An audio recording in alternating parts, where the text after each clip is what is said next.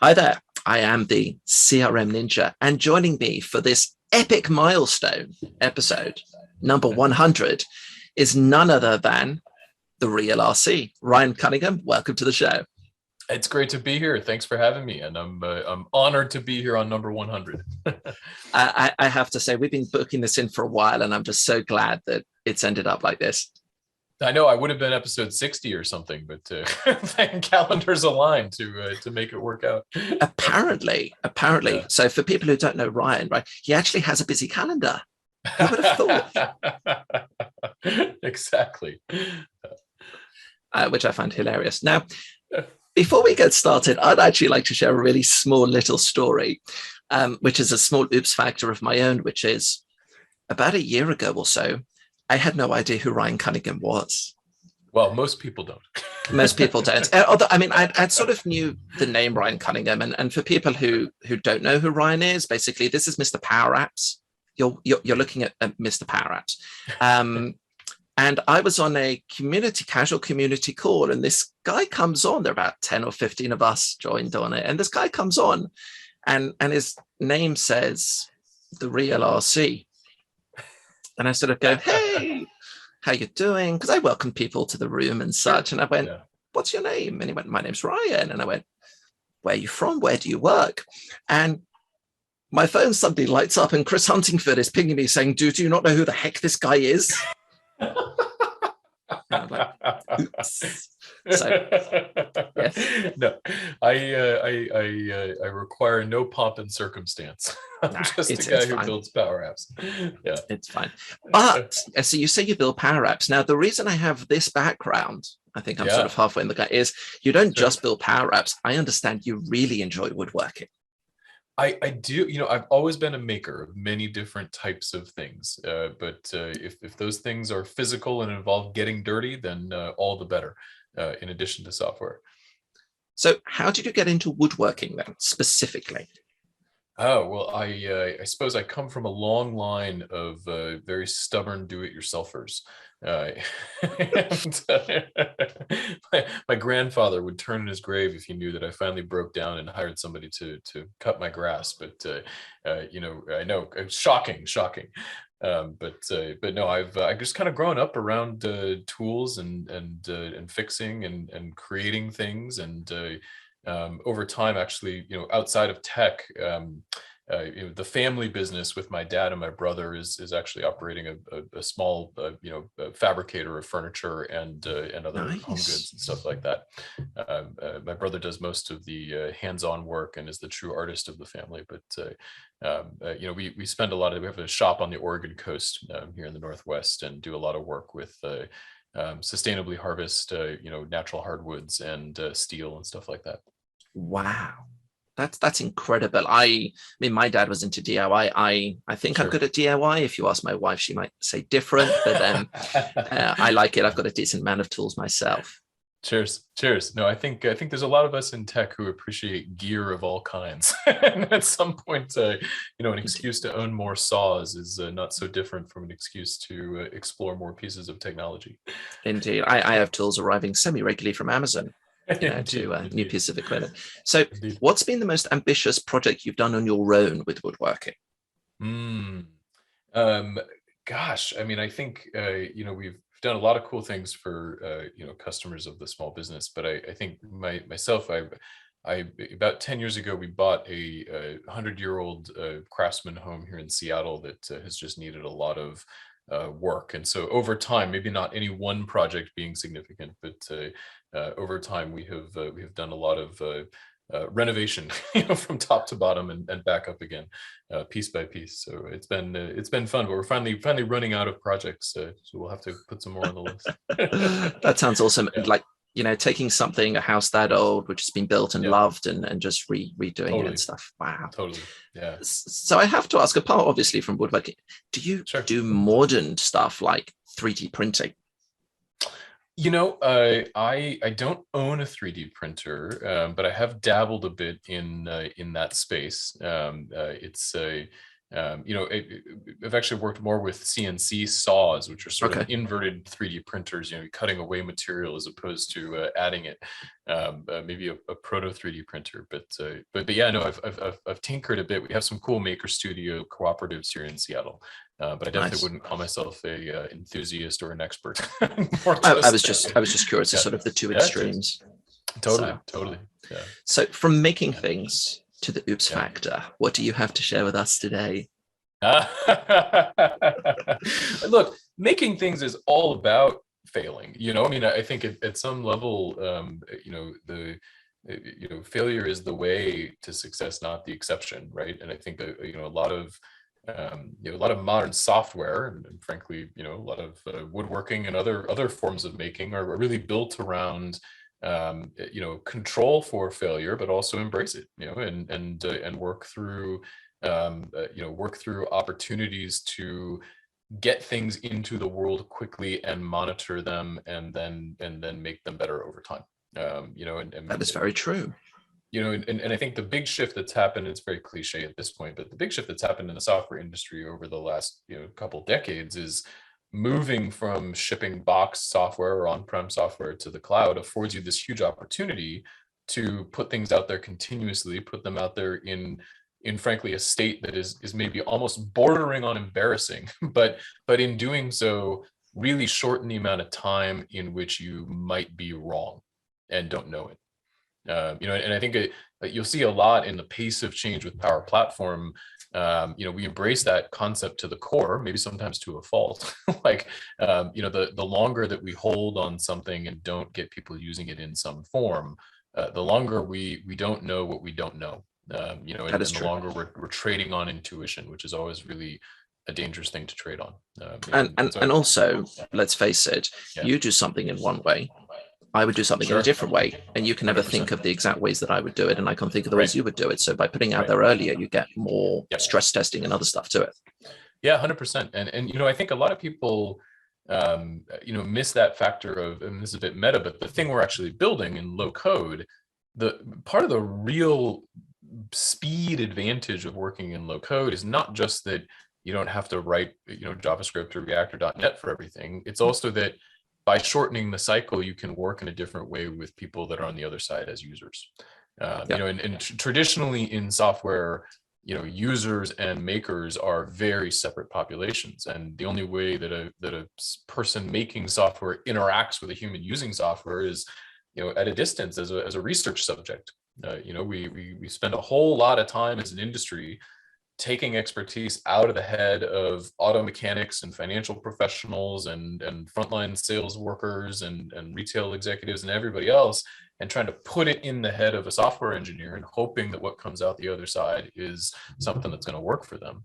By involving those people in the process of the making, you yeah, can really short circuit a lot of those feedback loops. And that's that's just a true. very different way of working. But it is really something that I think we've embraced a lot in the value of the product, not just the time to market benefit of not having to write code. Very definitely. And I mean, we've seen this Yeah, over the last few years for sure. So can you share a 100%. personal story? It doesn't have to Yeah. be tech related, about something when you on it and it went Yeah. wrong and what you learned from it. Yeah. Well, gosh, we've got loads of those. I think, for me, ironically, I'm kind of thinking about this before the show. Gosh, my whole involvement in Power Apps and Power Platform and Microsoft is in and of itself a bit of an oops and accidental, sort Okay. of journey. I never intended to end up working at a large multinational tech company, much less in an area like business applications. And had you asked me 6 or 7 years ago, Ryan, is this something you're going to do someday, I probably would have laughed at you. And I was right before Microsoft, was working in a very small early stage tech startup that was trying to do something very noble, but realized probably way too late that there was just not really a viable business in it. And I think that's Okay. how I got to Microsoft. But specifically trying to link up lots of different cloud services through connectors, which may sound familiar. No, drawing a blank there. Right, but actually to provide sort of a single pane of glass for search and for activity across multiple cloud services. Basically, if I'm working on a project and I have files in a place like Dropbox or SharePoint, and I have tasks in a place like Jira or GitHub or whatever it is, and I have customer records in a CRM system. How do I link all those things together and see them in one place? As that project, that's a hard project to do in any technology context. A very hard project to do in an early stage company with a very small team. As it became clear that was just not viable with the runway and the resources we had, had the opportunity to kind of join with members of that team into Microsoft and join so Microsoft the project that acquired, became, or you stepped away and you then joined Microsoft? This is one of those cool phrases that is a concatenation of words that we call acquihire. I think this was definitely not a big blockbuster. That sounds wet. GitHub or LinkedIn like event. This was something much smaller and more local. But basically ended up finding myself, kind of coming with a few team members into the group that became Power Platform. Sort of long before we had that concrete concept in our minds. This was in the days of Project Sienna, the sort of proto beta of Power Apps. But I think kind of infusing, and this was also right at the moment that we were really starting to get real about our connector story, which was why part of that team and technology was interesting to Microsoft at the time. But gosh, in that moment, to me, that felt like a big moment of failure. Hey, I've been working for a couple of years at this really interesting concept. We built really interesting product and tech, but it had no viable business model with it, and it became something that was very difficult to sort of achieve at scale. And out of that, even coming to a place like Microsoft felt like at the time to me, a thing to do, to regroup and then to go and then pick another startup or thing to do. It felt at the time more like licking wounds than the next major career phase. Yet 6-7 years later, you're still at Microsoft. Yeah, I haven't left yet. Yeah, exactly. I'm just about going on 6 years of being at Microsoft this month, and that's about 5.5 years longer than I expected to stay at the time. But I think I found unintentionally, this project of what has become Power Apps.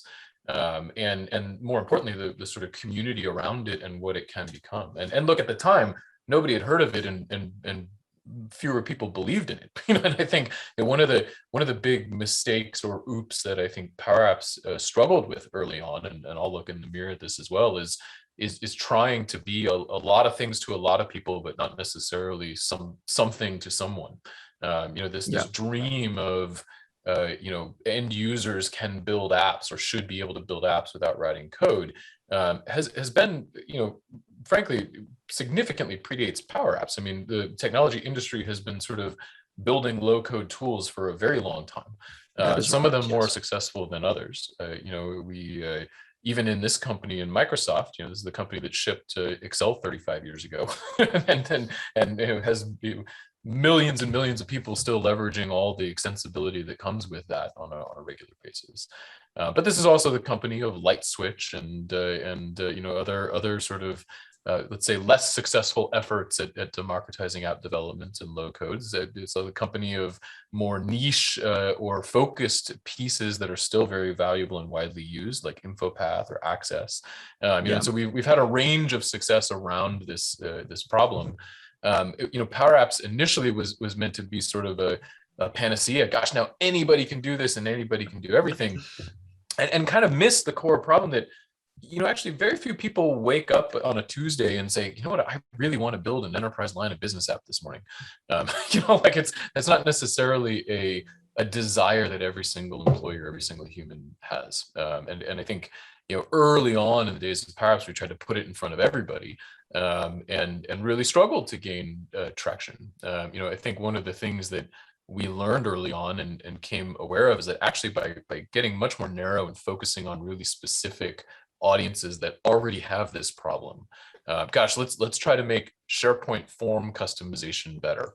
Man, that is You had to mention far less SharePoint. sweeping and ambitious, right? Totally. Then let's build all things for all people. But it was really important to the early growth of Power Platform and Power Apps, because it was a group of humans that had a real need, and still does have a real need, and a way to serve it for at least a segment of those people. And that built an early community of followers. And and similarly, the realization for us a few years later that, gosh, this Power Apps thing we're building and this platform that we have under Dynamics 365, on the surface, they don't look anything alike, and on the surface, the people using them don't look anything alike. I mean, and not, demographically, but actually by, we've got one community of professionals implementing software for Salesforce automation and ERP and customer service. And on the other hand, you've got, a community sort of tinkering over, things in Excel spreadsheets and SharePoint lists, and they don't go to the same parties or same events or conferences, and they don't have the same career paths, et cetera. Initially that move to put the two together struck a lot of people as very weird, very odd. But for us, gosh, at the limit, building a set of high productivity tools to deliver applications for business at scale, those two paths were bound to converge. Indeed. And doing it early, doing it even back to that earlier point of kind of getting out there fast and then iterating and failing through it. Maybe the classic tech thing would have been to go dark for 4 years and build the perfect end-to-end experience over Dataverse. We took a very different approach. We pulled out a can of purple spray paint and put a header at the top of XRM and said, here it is, and we'll make it better every month and every quarter. It's true. I mean, and it's a cloud solution. It's always on, continuous delivery of updates, and it's the world. But I think also something that's coming to fruition now, at least with the people that I talk to, is the concept of the education. Whereby, if you think of the concept of center of excellence, for instance, it's not about the tech, but it's about educating people and showing them what the tools can do. Just a bit like carpentry. You learn, you come in, you've got a massive amount of tools. What tool is best for you to use? How do you go ahead and use it? 100%. And gosh, not unlike carpentry or any other skilled trade, a lot of the way that learning happens is in the workshop, and on the job, and getting things done and trying something simple. You build your first birdhouse, you learn some basic skills, and then you apply those to more and more complex things over time. And you can kind of take your skills as far as you're able to challenge yourself in a platform like that. We really think about upskilling and learning in Power Platform very similarly. One of the things I'm actually most excited about in our roadmap, is there's plenty of cool tech that we're building, but also we're starting to get really serious about even partnering with higher education institutions and starting to roll out curriculum. At the limits, we want Power Platform to be an expected skill of every information worker, not unlike Excel and other Office tools are today as well. Yeah, no, that's very true, and definitely something seeing. So my last question to you around this, because you mentioned roadmap. Sure. Yeah. Do you have any plans to include Clippy in Power Apps? I have many internal jokes about that, but whether it's a animatronic paperclip with I would say suspiciously hefty eyebrows, or not, we actually are investing quite a lot in assisted tools for makers of apps. You saw us get very public with GPT-3 over the last few months. That's incredible. Now rolling into product, into preview. To be able to teach the most advanced natural language AI model on the planet how to speak PowerFX is pretty powerful. There is more that we are working on in that vein, and basically help make it much more easier and more plain spoken for people to express what they want out of Power Apps and out of the rest of the platform, and be able to get it back. In the same time, on the more advanced end, to be more proactive about catching situations where makers are getting themselves into trouble and helping divert out of it is really key. To sort of have that assistant on your shoulder. Again, animations aside, but look, this is a concept that professional developers have worked with for a long time. We know FX this. Cop, Yeah. like absolutely, like these are again maybe less cute in their implementation, but the idea of bringing assisted programming to the table is. I think that's what everybody would really like to be able to have, to support them, from novices to absolute experts. Yeah, 100%. Yeah, and even experts need it too. Sometimes the biggest problems are actually caused by more advanced makers in the platform. You get into. We're not going to comment on that. We're not going to comment. Well, look, and that's true of any software platform, right? And anytime you give people powerful tools, that it becomes. And look, this is true in. I guess to keep the theme in the workshop as well. You get your work with powerful tools, you can cause problems, and even the most advanced professionals sometimes have end up losing part of a finger. So I think it's important to have that at every level of sophistication, and that's part of how we are thinking about it. So but no, I mean there's more in the hopper in the vein of Power Apps ideas and assistance and AI driven app generation. There's also more in the hopper in the vein of Power Apps Checker, and some of the assisted tools for catching issues, particularly when it comes to performance, stability, security, some of those core fundamentals, getting a lot more proactive with makers. Well, can't wait to see them. I'm sure they're going to be great. I hope so, and I'm sure some of it will be wrong, and maybe we'll be back on the show talking about it. So, always happy to have you back on. Always happy to have you back. But thank you so much for coming on the show and for your time, especially in this milestone episode. It's been now 2 years essentially since it launched, so really appreciate you coming on it. Well, congratulations, and likewise, thanks for what you're doing in the community and all the great content and people that you're hosting in this forum. It's awesome, and I'm honored to be a part of it. Thank you so much, and I'm honored to provide this. Viewers, we hope that you've enjoyed the episode, and if you feel you want to go and take up woodworking, I'm sure you can reach out to Ryan on Twitter and ask for his advice. Absolutely. Feel free to check out the rest of the Oops Factor episodes in the playlist, subscribe to the channel, take a look at the blog, and if you would like to come on and feature amongst people like Ryan on the show, feel free to drop your information in the link below, put in your details, and I'll have you on the show. But above all, have an amazing day.